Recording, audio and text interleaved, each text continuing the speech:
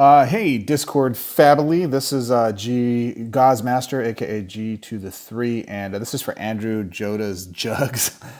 Still hunting Stitch and Glimpse. Basically, you were asking for, do you have a semi-looping Rawl deck? This is kind of my ever since they nerfed expansion, which was really the driving force here. This is the way I play it. I don't know if you have Sunbird's Invocation, but that's like kind of a must. You got to go craft that. Do whatever you can to go get that, because that really makes this deck go. Without it, I could sub. Yeah, I'll just go down the list. So Heroic Reinforcement, so you can give speed to Erotic Cyclops.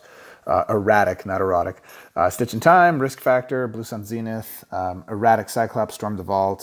Storm the Vault is not even necessary. I just have it in here as a placeholder. I could probably put anything else in there. I don't really use attack stuff in here. Expansion is needed for its double ability. Karn's Temporal Sundering is really good. Traxos is in here just simply because I need a legendary creature to be able to fire Karn's Temporal Sundering, and it gives me those extra turns. So let me show you what it does. I'm in Training Grounds, and let me lay it out for you, man. All right, all right, all right. Let's see what we got. Facing Liliana. I think, what's her ability? Is she the discard lady? Nope, she just creates zombies. Cool, so I don't have to worry about it. All right, so first priority is go get Sunbirds out. I ditch everything else, so let's go get blue and red. I'm not seeing any blue or red, so let's just go greeny. Cool. Not any points at all. All right, let's see. Another Sunbirds, I'm going to ditch it because I only want to fire once. I want my hand clear. All right, let's go. All right, that was good. All right, one more turn, and we should be able to fire. All right, what do we got left? 8. Okay, so I have my first ability up, so I'm going to go ahead and grab that. I'm going to grab any 10 spot I can. I don't really have one, so I'm going to grab Risk Factor. I hope I have enough red gems. Let's see, 1, 2, 3, 4, 5, 6, 7. I should be fine. Okay, so let's ditch that. And ugh, I could do this. Good enough. All right, so Risk Factor, Pain, fires Blue Sun Zenith, Sunbird's Invocation. Now this is how you get this deck to loop. You want a card that doesn't fire under Sunbirds or under Blue Sun Zenith, which is Sunbird. So now everything else is powered up and should hit the board.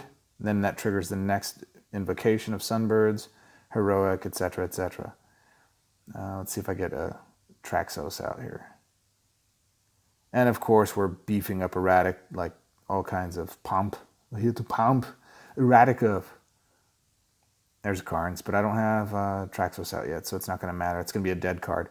So dead cards don't matter. Well, what happens if I have that card in my hand and I don't have Traxos out? It's just a wasted card. Yeah, I know, but here's the power of it. So I have Sunbird's Invocation out, right?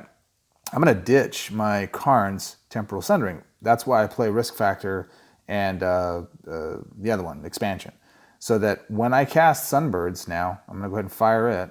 Bam. It goes. Well, now I play Risk Factor. It counts to trigger the Sunbirds. So now it goes again. And I have... actually, what sucks is that the nerf here, these aren't copies. They still don't fire the same turn sometimes. Sometimes they do, sometimes they don't. So you have to have a couple extra rounds. That's why I like having a couple of opportunities to run. I should have paused that. Normally I mute that one. There's Traxos. I mute the second Blue Sun Zenith so that it doesn't fire, so I'm not wasting it, so I can continue the loop. And usually this one's turn 2 or 3, but here, I mean, I should be able to win now. Yeah, this is game already. I'm going to win right now. I'm already 100 Erratic. I know everybody loves casting, what is it, the Gravitic Punch, but it's just not near as powerful as a 300 plus power Erratic Cyclops. So now, when I have Traxos out, I can use Karn's Temporal Sundering to ditch or to revert the Heroic Sundering's tokens back, or Heroic Reinforcements token right back to myself. So, and then we can start the cycle all over again. This is going to go for a while, or it might not. Let's see. I should have not cast that and just left it alone. Stitch in Time. Stitch in Time, Stitch in Time. Everybody Stitch in Time.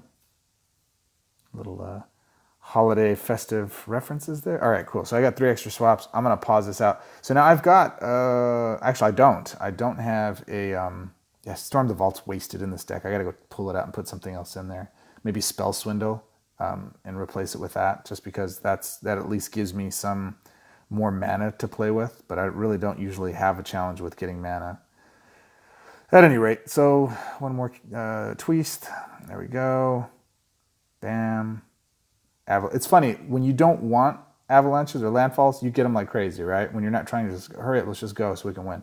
So that was, I think, turn 3. And that puppy wins every single time. I don't get damaged. I tried building or playing with the decks that you guys had. I actually literally built out the one that you put, Andrew, as your final build, and then the one that Wayne Grow put out yesterday as of this recording. But the challenge with it just was too slow. It was taking too much damage. It gave him too much time to get his creatures out. Turn 5, that's slow. This deck usually wins in 2 or 3. I can get it to win in turn 1 too. So that's how the deck plays. I hope that you enjoyed this. If you have any questions, I'll post a picture of the deck build so you don't have to worry about it. And there's a lot of different variations in this, but this is my standard build. I also have a legacy build, and I'll show you that here now.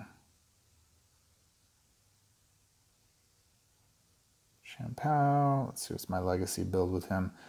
Stitch in Time, Blue Sun, Erratic, Inferno Jet for more direct damage, of course, Whir of Invention, Heroic Reinforcements, Expansion, Sunbirds. Bring to Light is really just one of those cards where it's, okay, it helps to jam out another card, and sometimes you get lucky to get Sunbirds or Blue Sun, and they're both fully charged, unlike Huff or Hazoret's Undying Fury. Hazoret's only gives you the 6 mana, not the 10 standby mana or converted stored mana. So Bring to Light is way better in that regard, and it fits within the 10 to 12 casting cost of stuff. So at any rate, man, I hope that you enjoyed this. I'm going to take a screenshot of this bad boy so I can post it in there, and let me know if you have any questions, and I will chat with y'all later. Peace.